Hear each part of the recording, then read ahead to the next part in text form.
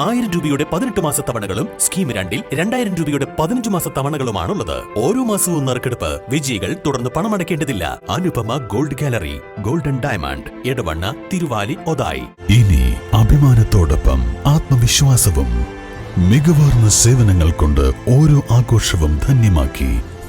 Lanora, Pandikkad road, Wandoor. പട്ടികജാതി പട്ടികവർഗ വിദ്യാർത്ഥികളുടെ വിദ്യാഭ്യാസ ധനസഹായം ലഭിക്കാത്തതിൽ പ്രതിഷേധിച്ച് നിലമ്പൂരിൽ ധർണ സംഘടിപ്പിച്ചു. PV അൻവർ MLA ക്യാമ്പ് ഓഫീസിന് മുന്നിൽ നടന്ന ധർണ ആദിവാസി ഐക്യവേദി സംസ്ഥാന പ്രസിഡന്റ് ചിത്ര നിലമ്പൂർ ഉദ്ഘാടനം ചെയ്തു.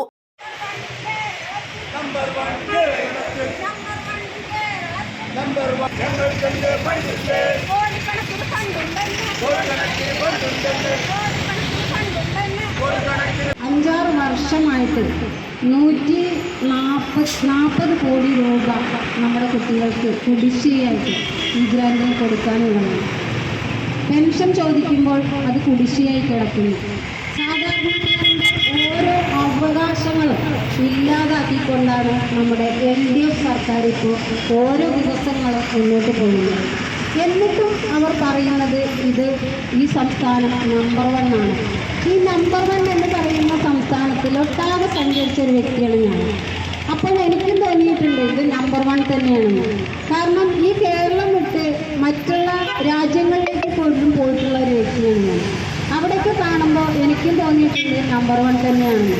പക്ഷേ നമ്മൾ ഓർക്കണം, ഈ നമ്പർ 1 എന്ന് പറയുന്ന കേരളത്തിൽ സാധാരണക്കാരായ ജനങ്ങൾ കൂടിയുണ്ട്.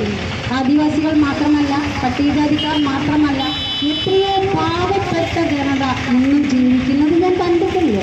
കോലക്കുടില്, പുൽക്കുടില് എല്ലാം കഴിയുന്ന സാധാരണ ജനങ്ങൾ. ആദിവാസി ഐക്യവേദി, പട്ടികജാതി സാംസ്കാരിക വേദി എന്നീ സംഘടനകളുടെ ആഭിമുഖ്യത്തിലായിരുന്നു പ്രതിഷേധം. നിലമ്പൂർ ബസ് സ്റ്റാൻഡ് പരിസരത്ത് നിന്ന് പ്രകടനമായെത്തിയാണ് ധർണ നടത്തിയത്.